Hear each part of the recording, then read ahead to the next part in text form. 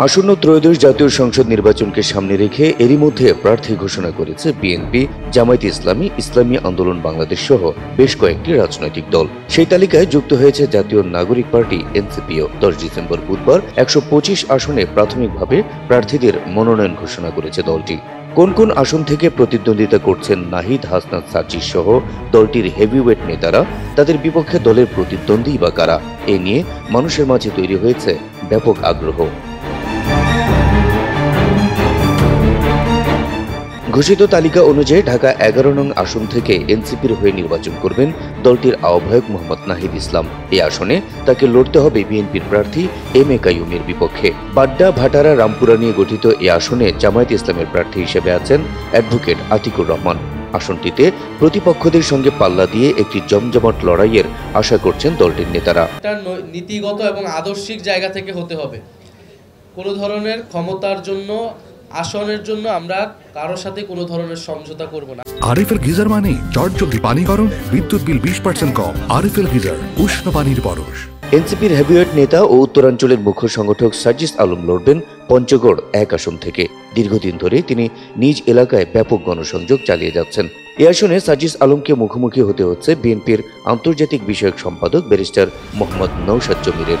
জামায়াতের প্রার্থী হিসেবে এ আসনে রয়েছেন দলটির জেলা আমির ও তেঁতুলিয়া উপজেলার সাবেক ভাইস চেয়ারম্যান মোহাম্মদ ইকবাল হুসাইন। ভোটারদের প্রত্যাশা, হাড্ডাহাড্ডি লড়াইয়ের পর এই আসন থেকে নির্বাচিত হবেন একজন যোগ্য প্রার্থী। আমরা নতুন করে দেখতে চাই যে ওই মানুষগুলো গিয়ে তারা তাদের অধিকারের কথা বলুক, কারণ যারা এমপি হয়ে ওই সংসদে এতদিন ধরে গিয়েছে, আমরা আমাদের জায়গা থেকে দেখেছি যে তারা রিকশাওয়ালাদের কষ্ট ভুলে গিয়েছে। এনসিপির দক্ষিণাঞ্চলের মুখ্য সংগঠক ও দলটির আরেক হেভিওয়েট নেতা হাসনাত আব্দুল্লাহ প্রতিদ্বন্দ্বিতা করছেন কুমিল্লা 4 আসন থেকে। তার শক্ত প্রতিপক্ষ হিসেবে এই আসনে বিএনপির প্রার্থী হিসেবে রয়েছেন দলটির সাবেক এমপি ইঞ্জিনিয়ার মঞ্জুরুল আহসান মুন্সি এবং জামায়াতের প্রার্থী হিসেবে রয়েছেন কুমিল্লা উত্তর জেলা সেক্রেটারি ও দেবিদ্বারের সাবেক ভাইস চেয়ারম্যান সাইফুল ইসলাম।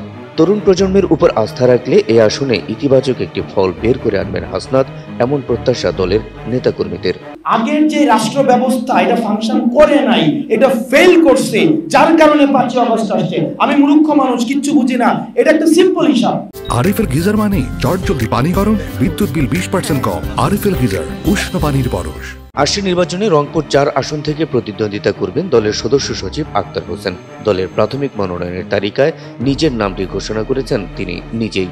এখানে তাকে লড়তে হবে বিএনপির প্রার্থী রংপুর জেলা বিএনপির সাবেক সভাপতি মোহাম্মদ এমদাদুল হক ভরসা ও জামায়াতের এটিএম আজম খানের বিরুদ্ধে। বেশ কিছুদিন ধরে নিজের নির্বাচনী এলাকায় গণসংযোগ করতে দেখা যাচ্ছে তাকে।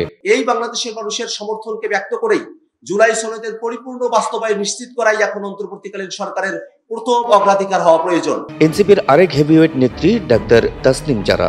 দলটির প্রাথমিক মনোনয়ন তালিকায় তাকে ঢাকা 9 আসনের প্রার্থী হিসেবে ঘোষণা করা হয়েছে। দলটির জ্যেষ্ঠ যুগ্ম সদস্য সচিব তাসনিম জারা এখানে মোকাবিলা করবেন বিএনপির প্রার্থী ছাত্রদলের সাবেক সাধারণ সম্পাদক হাবিবুর রশিদ এবং জামায়াতের প্রার্থী শ্রমিক কল্যাণ ফেডারেশনের কেন্দ্রীয় সহসভাপতি কবির আহমেদকে।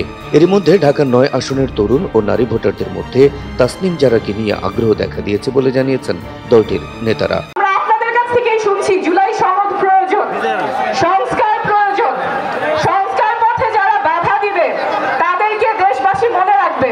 জাতীয় নাগরিক পার্টি এনসিপির মুখ্য সমন্বয়ক ও তুমুল আলোচিত আরেক হেভিওয়েট নেতা নাসির উদ্দিন পাটোয়ারি নির্বাচন করবেন ঢাকা 18 আসন থেকে। এখানে তিনি মুখোমুখি হচ্ছেন বিএনপির প্রার্থী এস.এম. জাহাঙ্গীর হোসেন এবং জামায়াতের প্রার্থী অধ্যক্ষ আশরাফুল হকের। বক্তৃতা বিবৃতিতে বারবার আলোচনার জন্ম দেওয়া নাসির উদ্দিন পাটোয়ারি নির্বাচনী মাঠে কতটা সফল হবেন তা দেখার অপেক্ষায় ভোটাররা। নির্বাচন নিয়ে ব্যস্ত, নির্বাচন আয়োজন করবে, সংস্কার নিয়ে সরকার কোনো দায় নিল না, সরকার সরাসরি জনগণকে বিদ্যাঙ্গুলি দেখিয়েছে। এনসিপি যুগ্ম মুখ্য সমন্বয়ক আব্দুল হান্নান মাসুদ প্রতিদ্বন্দ্বিতা করবেন নোয়াখালী 6 আসন থেকে। এই আসনে তাকে মোকাবিলা করতে হবে বিএনপির প্রার্থী মাহবুবুর রহমান শামীম এবং জামায়াতের অ্যাডভোকেট শাহ মোহাম্মদ মাহফুজুল হককে। এর মধ্যে নিজ এলাকায় গণসংযোগে নেমে পড়েছেন এনসিপির এই হেভিওয়েট নেতা।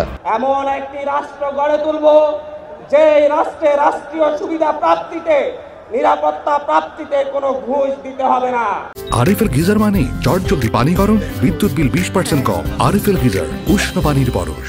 দলটির আরেক আলোচিত নেতা সরওয়ার তুষার নির্বাচন করছেন নরসিংদী 2 আসন থেকে। এই আসনে তাকে মুখোমুখি হতে হচ্ছে বিএনপির প্রভাবশালী নেতা সাবেক মন্ত্রী ডক্টর আব্দুল মঈন খানের। এখানে জামায়াতের প্রার্থী হিসেবে রয়েছেন জেলা জামায়াতের সেক্রেটারি উপাধ্যক্ষ মোহাম্মদ আমজাদ হোসেন।